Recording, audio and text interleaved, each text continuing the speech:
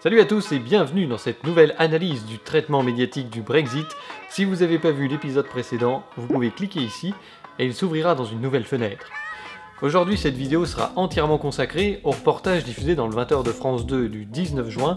Non pas qu'il soit très long, mais en fait il aborde les principaux poncifs des médias pour la campagne, c'est-à-dire les visas, les permis de travail, les études à l'étranger et le tourisme. Alors aujourd'hui, on va bien prendre le temps de décortiquer ces différents éléments, sur lesquels vous allez voir qu'il y a pas mal de choses à dire, alors soyez attentifs, parce qu'après ces thèmes vont revenir presque tous les jours dans les JT. Mes amis, croyez-moi, et là je m'adresse surtout aux plus jeunes d'entre vous, s'il y a bien une chose que j'ai apprise au cours de ces 18 années d'errance, rien n'est plus important dans la vie que la télévision, rien.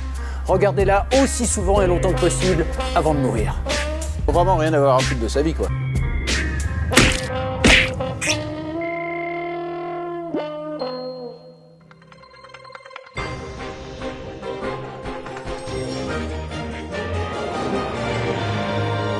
En Grande-Bretagne, la campagne en vue du référendum sur le maintien ou la sortie de l'Union européenne a repris. Ah bon? Ah bah merde alors, mais j'ai parlé de quoi moi dans ma précédente vidéo? Faut croire que la campagne s'est pas arrêtée pour tout le monde, hein. 3 jours de promotion gratuite pour le camp du Remain, à coup de « Oh, regardez cette jeune femme, mère de 2 enfants, qui se battait pour rester dans l'Union Européenne, elle est morte pour ses idées, votez pour elle !» Enfin je veux dire, votez contre la violence pour l'Union Européenne, voilà quoi. Donc faut pas s'étonner si après ça influence le vote des électeurs, ça on va nous en parler tous les jours, et justement, Drucker ouvre son sujet sur le Brexit avec les conséquences de l'assassinat sur la campagne. 3 jours après l'assassinat de la jeune députée Jo Cox, selon certains sondages, il semble que la tendance ait changé. Le IN pourrait l'emporter. Bonsoir Loïc Delamornay, vous êtes en direct de Londres. Le Premier ministre David Cameron est en train de s'exprimer. Effectivement, il semble bien qu'il y ait eu un effet Jo Cox après le meurtre de la députée, puisque vous l'avez dit, certains sondages sont en train de se rapprocher, hein. On retrouve à présent certains sondages qui prédisent une victoire de ceux qui veulent rester dans l'Europe. D'autres sondages continuent à prédire quand même une victoire du Brexit, mais tout se rapproche, le suspense est à son comble. Donc voilà, on n'en sait pas plus que la veille, ou l'avant-veille, ou l'avant-avant-veille, où les mêmes suppositions nous avaient déjà été données, et maintenant on enchaîne avec les conséquences très concrètes du Brexit. Le suspense est à son comble, suspense pour les Britanniques, mais incertitude également pour les Français, car vous savez qu'il y a beaucoup de Français qui vivent au Royaume-Uni, notamment ici à Londres, et pour eux, le Brexit aurait des conséquences très concrètes, comme vous allez le voir dans ce reportage réalisé avec Anto Filippi. Cela fait bien longtemps qu'il ne se limite plus à Froggy Valley, la vallée des grenouilles, le surnom de ce quartier de South Kensington, berceau de la communauté française à Londres. Aujourd'hui, 3 à 400 000 Français résident dans la capitale britannique. Bon nombre sont venus attirés par une installation facile. En tant que citoyens européens, ils n'ont besoin d'aucune formalité. C'est le cas de Philippe Bloch, qui a lancé son entreprise il y a 5 ans, alliant les pâtisseries à la française au légendaire bus rouge londonien. Mais aujourd'hui, à quelques jours du référendum, il est inquiet pour sa clientèle comme pour sa compagnie. Et moi, c'est vraiment l'incertitude économique. Moi, j'ai besoin de tourisme, mais j'ai besoin des Anglais. On a à peu près 50% de clientèle anglaise et 50% de touristes. Nous, on emploie beaucoup de Français et beaucoup d'autres étrangers qui sont faciles à employer. On a des contrats d'étudiants, on a des contrats de ceci. Comment ça va se réguler après? Les touristes et les travailleurs étrangers. En France, le débat s'est beaucoup cristallisé autour de ces questions. C'était genre, vous vous rendez compte, il va falloir un visa pour se rendre au Royaume-Uni, mais qu'est-ce qu'on va devenir? Les Anglais vont s'isoler. Ces mêmes personnes oublieront bien vite de critiquer les nombreuses procédures nécessaires pour se rendre aux États-Unis, par exemple, ainsi que l'énorme frontière bien physique qu'ils ont dressée entre eux et le Mexique. Mais là, c'est normal. C'est pour la sécurité des voyageurs. Bref, j'ai fait quelques recherches pour savoir ce qu'il en était de cette histoire, et il y a pas mal de choses à en dire. Commençons par les frontières. Comme vous le savez, le Royaume-Uni ne fait pas partie de l'espace Schengen, ce qui veut dire qu'il maintient des frontières vis-à-vis de tous les pays, y compris ceux qui sont membres de l'Union Européenne. En France, ce sont les accords du Touquet qui organisent la gestion des frontières avec le Royaume-Uni. Je vais pas vous le détailler, il en a beaucoup été question dans les médias, donc je vous mets juste un lien au cas où ça vous intéresse. Quoi qu'il en soit, il n'y aura donc pas de changement dans la gestion des frontières suite au Brexit, puisque c'est pas lié au traité européen. J'ajoute que même si le Royaume-Uni faisait partie de Schengen, ça ne changerait rien non plus, car Schengen n'est pas lié au traité européen non plus, on peut être dans Schengen sans être dans l'Union Européenne, comme la Suisse par exemple. Les postes frontières ne vont donc pas se mettre à pousser comme des champignons suite au Brexit, comme vont le prétendre certains reportages qu'on verra les jours suivants, Tout simplement parce que ces postes existent déjà et sont encadrés par des traités qui n'ont rien à voir avec la construction européenne. Maintenant, qu'en est-il des procédures aux frontières ?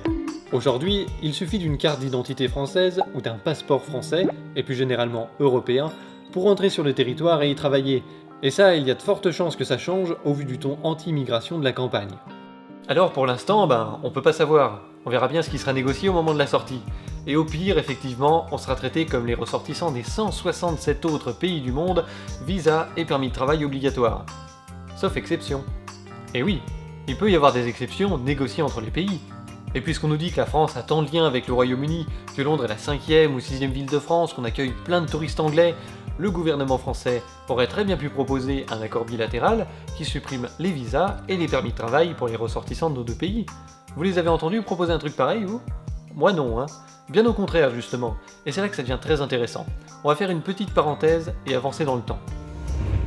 Dès le lendemain du vote du Brexit, le 25 juin, Xavier Bertrand propose de punir les Anglais pour leur vote. Pour beaucoup, ce Brexit, c'est l'occasion de renégocier les accords du Touquet. Cela pourrait impliquer un déplacement de la frontière et donc des contrôles outre-Manche. Nos amis britanniques ont voulu reprendre leur liberté, alors ils reprennent leurs frontières. Et on arrête aujourd'hui de gérer la question des migrants à Calais pour les Anglais, alors que c'est à eux de le faire. Droite, gauche, même combat, le 27 juin, c'est au tour de Macron d'annoncer qu'il fallait remettre en cause les accords du Touquet. Emmanuel Macron a jugé qu'il est évident que le contexte politique, créé par le départ des Britanniques, rouvre ces sujets et que nous sommes en droit d'être plus exigeants à l'égard de notre partenaire britannique. Alors toute la semaine, on nous casse les couilles avec les visas, les permis de travail, le Royaume-Uni s'isole, et au lieu de tendre la main au Royaume-Uni avec un accord bilatéral d'ouverture sur le monde, la première décision de ces bien-pensants, c'est de prendre une sanction via les accords du Touquet, genre « tu veux pas de moi, eh ben je veux pas de toi non plus », comme des gamins en fait. On est dirigé par des gamins colériques et pleurnichards. Tout ça montre bien que le vrai enjeu, c'est de garder le Royaume-Uni sous la domination supranationale des traités européens, et qu'ils en ont vraiment rien à foutre que nos petites vies soient bouleversées par des demandes de visa ou de permis de travail. Enfin franchement, si notre gouvernement s'inquiétait vraiment de la vie des Français, depuis le temps, on le saurait. Alors aujourd'hui, vous pouvez continuer à vous rendre au Royaume-Uni comme avant, jusqu'à ce que les négociations sur sa sortie de l'UE aboutissent. Mais bon, dès qu'elles seront entamées, on verra déjà à quelle sauce on sera mangé, et on verra aussi si ces gens qui sont si prompts à dénoncer l'isolationnisme des autres sont aussi ouverts d'esprit qu'ils le prétendent. Pour l'instant, c'est plutôt mal parti. Allez, on est toujours le 19 juin, et on continue notre petit train fantôme au pays des horreurs, qui est censé nous présenter... Nous présenter quoi déjà ? Le Brexit aurait des conséquences très concrètes. Oui, voilà, les conséquences très concrètes du Brexit, qui sont pour l'instant très relatives. Et en fait, ça va continuer, parce que, je vous spoil, tout le reste du reportage, c'est à base de « je sais pas ce qui va m'arriver, j'ai des craintes, j'ai peur de ci, j'ai peur de ça ». Enfin bon, voilà quoi. Interrogation pour les entreprises françaises à Londres, interrogation pour le temple du savoir à Cambridge. Cette ville, qui à l'image de sa jumelle Oxford, compte parmi les universités les plus prestigieuses de la planète, abrite aussi beaucoup d'étudiants français, comme Myriam Goudet, en doctorat de biologie. Moi je viens de Dijon et venir à Londres et à Cambridge, c'était aussi loin que d'aller à Toulouse, là où j'ai fait mes études. Stop, à partir de là, tout le reste de ce petit bout de reportage, c'est du mytho, et bien sûr, je vous explique pourquoi après. En tant qu'Européenne, elle paie comme les Britanniques 10 000 € de frais d'inscription par an. En cas de Brexit, elle paiera comme les Américains ou les Asiatiques plus de 25 000 €. On va devoir postuler à des visas, c'est beaucoup plus de formalités administratives, il faut qu'on se fasse accepter, sous quel régime, sous quel statut.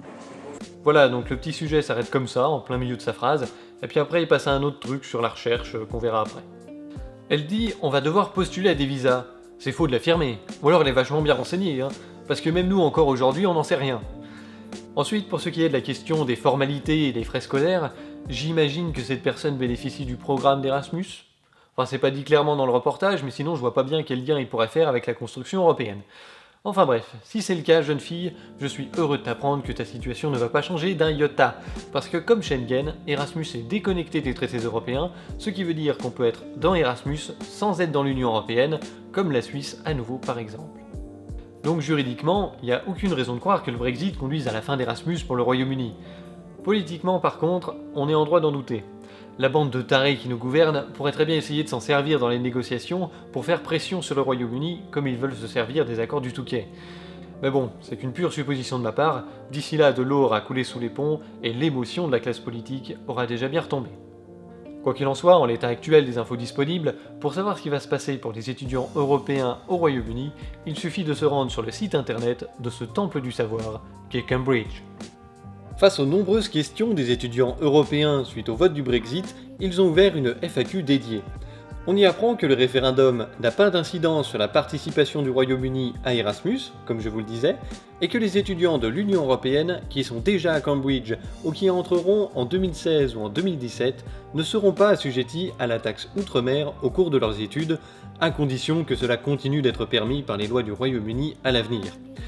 Il précise aussi que les frais d'inscription à partir de 2018 ne sont pas encore définis, ce qui est normal, puisque d'ici là le Royaume-Uni sera sorti de l'Union Européenne et qu'il y aura peut-être des modifications dans le traitement des étudiants provenant de l'UE. Mais ça à nouveau, on en sera plus quand la procédure de sortie sera engagée et qu'on aura les revendications des deux camps. Et c'est vrai que pour l'instant on va avoir quelques mois d'incertitude sur ce qui se passera à partir de 2018.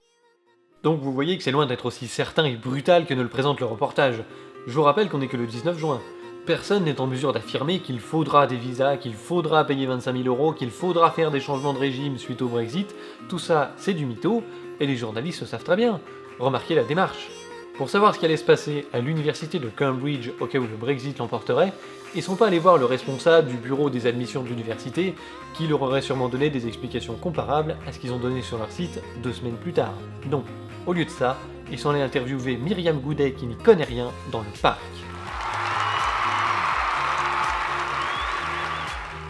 On en revient à l'importance de la hiérarchisation des sources dont je parlais dans le précédent épisode, et à moins d'avoir affaire aux journalistes les plus nuls de la planète, on peut vraiment estimer qu'ils font preuve de mauvaise foi en relayant ces informations comme étant vraies, ce qui fait de cet extrait de la divulgation de fausses nouvelles, et ça c'est puni par la loi. Faisons un petit tour sur le droitcriminel.free.fr, et pendant qu'on y est, on va se faire toute la tartine. On entend par diffusion de fausses nouvelles le fait de répandre dans le public une information présentée comme étant d'actualité et qui repose soit sur un fait forgé, soit sur un fait dénaturé. Toute fausse nouvelle diffusée dans le but de tromper le public encourt bien évidemment la réprobation, elle constitue une faute morale. Dès lors que la diffusion d'une fausse nouvelle est de nature à affaiblir la nation, à troubler la paix publique ou à fausser le libre jeu des élections, elle est légitimement incriminée par de nombreux législateurs. L'article 27 de la loi du 29 juillet 1881 sur la presse incrimine le fait de publier, diffuser ou reproduire, par quelque moyen que ce soit et de mauvaise foi, de fausses nouvelles qui troublent ou qui sont de nature à troubler la paix publique. Donc pour ce qui nous intéresse, ce serait plutôt l'article L97 du Code électoral qui sanctionne la diffusion de fausses nouvelles tendant à influer le vote des électeurs. C'est complété par un arrêt du Conseil d'État du 14 avril 1999. Une fausse nouvelle, de nature à créer une confusion dans l'esprit des électeurs et à porter atteinte à la sincérité du scrutin, emporte l'annulation de l'élection. Bon, le scrutin n'est pas en France, alors je sais pas si les journalistes de France 2 tombent vraiment sous le coup de ces articles, n'empêche qu'ils sont en plein dans le cadre. Le reportage ne sert qu'à diffuser de la peur dans l'esprit du public, en allant recueillir les craintes et les inquiétudes de tel ou tel Français expatrié, le tout complété d'affirmations alarmistes et fausses. Le but ici n'est pas d'informer honnêtement le public sur les conséquences très concrètes du Brexit, mais bien de créer de la confusion dans l'esprit des électeurs pour influer sur leur vote lors de prochaines élections en France. Pour conclure, ce qui est le plus vraisemblable pour la situation des étudiants européens au Royaume-Uni, c'est que rien ne changera avant 2018, et qu'ensuite il est fort probable que rien ne change non plus après, parce que la fin de la participation au programme d'Erasmus n'a jamais été une revendication du camp du Brexit, et, même si tout est possible, je vois mal nos politiciens leur imposer une sortie de ce programme après avoir tant pleurniché sur le sort des étudiants expatriés. Quoi qu'il en soit, on en saura plus dans les mois qui viennent. Si les journalistes de France 2 avaient été honnêtes, il me semble que c'est ça qu'ils auraient dû dire dans leur reportage ce jour-là. Mais bref, continuons. Italien d'origine, le directeur de ce laboratoire emploie régulièrement de jeunes scientifiques français et redoute un désastre tout court pour la recherche. Encore une subtile allusion au problème des visas et des permis de travail. À nouveau, vous remarquez qu'on est dans la suggestion. Le commentateur sous-entend qu'il ne pourra plus embaucher de jeunes scientifiques français et par extension européens, et que ce sera la catastrophe. Sauf qu'en vérité, personne ne va l'empêcher de le faire. Dans le pire des cas, effectivement, faudra faire un permis de travail. Ouh là là, remplir un papier, c'est chiant, je veux bien, mais enfin, De là à provoquer un désastre pour la recherche, on est quand même peu de choses, quoi. Alors à ce stade, vous allez me dire, ouais, mais t'es pas très honnête, tu nous as passé qu'un petit bout de phrase, c'est beaucoup trop court pour qu'on puisse se faire notre propre opinion du traitement médiatique du sujet. Oui, mais en même temps, c'est tout ce qu'il y a dans le reportage, parce qu'après ils interviewent le responsable du labo, et ils ne parlent pas de recherche. La compétition scientifique ne doit pas se faire entre pays européens, parce que l'Europe est en concurrence avec les États-Unis, la Chine, l'Asie en général. Si on commence à se diviser entre pays européens, on va perdre notre force de recherche scientifique. Voilà, donc ce type ne nous parle pas de programmes scientifiques qui seront arrêtés, ou de centres de recherche qui seront fermés, ou de subventions qui seraient plus versées. Non, il ne nous donne aucun exemple concret de l'impact du Brexit sur la recherche. C'est con, c'était quand même le but du reportage. Le Brexit aurait des conséquences très concrètes. Très concrètement, il nous sort le bon vieux poncif de l'union fait la force pour faire face à la mondialisation, dans un magnifique exercice de xénophobie en fait, quand on y pense. Faire l'Europe, c'est faire le poids. Cette peur de l'étranger était déjà sur les affiches du Parti Socialiste pour nous vendre le traité de Maastricht en 92, et déjà à l'époque, elles avaient été dénoncées pour leur racisme. Aujourd'hui, ce responsable de laboratoire de l'université de Cambridge nie complètement qu'il y a de la concurrence entre les entreprises et les États européens. Il semble vivre dans un monde où tout le monde se tient par la main, enfin tout le monde, les pays européens, qui sont considérés comme des pays serviettes, avec lesquels il faut libre circulation, coopération, etc. Et tout autour de l'Europe, vous avez les pays torchons, un océan de merde et de danger, auquel il est tout à fait normal de demander des visas et des permis de travail pour s'en protéger, car voyez-vous, nous sommes en concurrence. Et si on sort de l'Union Européenne, les Russes, les Américains, les Asiatiques nous boufferont tout cru. En fait, ce type exprime un rejet et une peur de tout ce qui n'est pas européen, et on retrouve ça dans la bouche de tous ceux qui défendent l'Union Européenne, ce projet si merveilleux d'ouverture sur le monde. Sur le monde européen en tout cas. Alors si vous regardez cette vidéo et que vous travaillez dans la recherche, dites-nous dans les commentaires si vous arrive de bosser avec des Russes, des Américains, des Chinois, etc. Ou si au contraire, on vous interdit de recruter des gens qui n'ont pas la nationalité d'un pays membre de l'Union Européenne. Dites-nous aussi si les jeunes scientifiques français sont vraiment si essentiels pour la recherche européenne et britannique.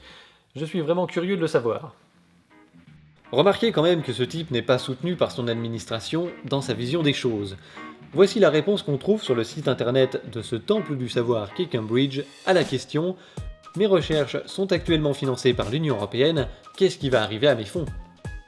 Le résultat du référendum n'a pas d'effet immédiat sur les demandes et les participations au fonds avant l'horizon 2020. Les entreprises et les chercheurs anglais pourront continuer à participer au programme comme avant. L'accès futur du Royaume-Uni au Fonds européen de recherche et d'innovation sera au cœur des prochaines discussions.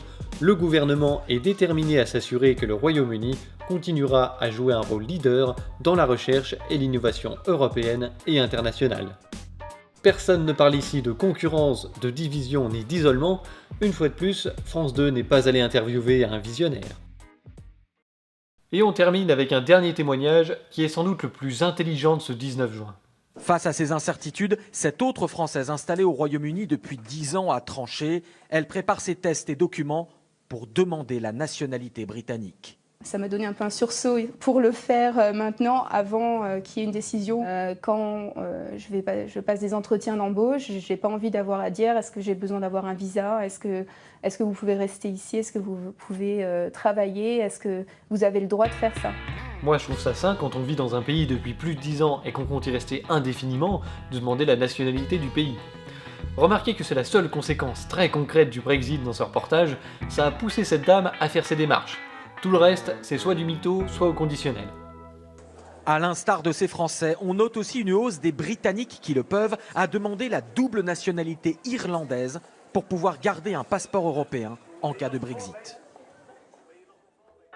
On aurait bien aimé avoir les chiffres de cette augmentation pour se faire notre propre idée, mais bon. Au JT, quand l'info est pas au conditionnel, elle est vague et pas sourcée. Il y a une hausse, voilà. Mais c'est combien ? 5, 10, 50, 200%?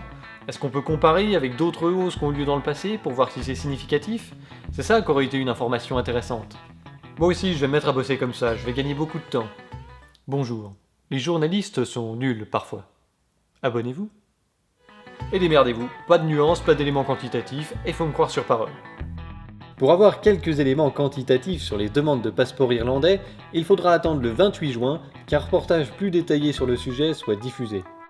Un phénomène prend de l'ampleur par ailleurs en Grande-Bretagne, les demandes de passeports de pays européens, et notamment irlandais, s'envolent. On regarde votre reportage Clément avec Vincent Pifteau. Une file d'attente interminable devant cette ambassade à Dublin et un serveur téléphonique saturé.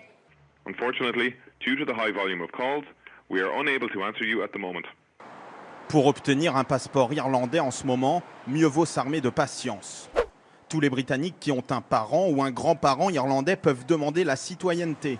Et les candidatures se multiplient, 4000 rien qu'hier, contre 200 en temps normal. Voilà, c'est tout pour aujourd'hui. Je vous rappelle les consignes de sécurité en cas d'exposition prolongée à un JT. Prenez une dose d'esprit critique 1000 mg.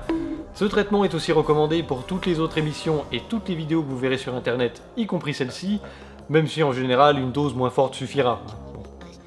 Si cette vidéo vous a plu, vous pouvez mettre un pouce bleu, la partager et vous abonner à la chaîne pour voir la suite. Nous on se retrouve rapidement pour analyser les reportages du 20 et 21 juin où on nous parlera de l'augmentation du prix des marchandises en cas de Brexit. À la prochaine!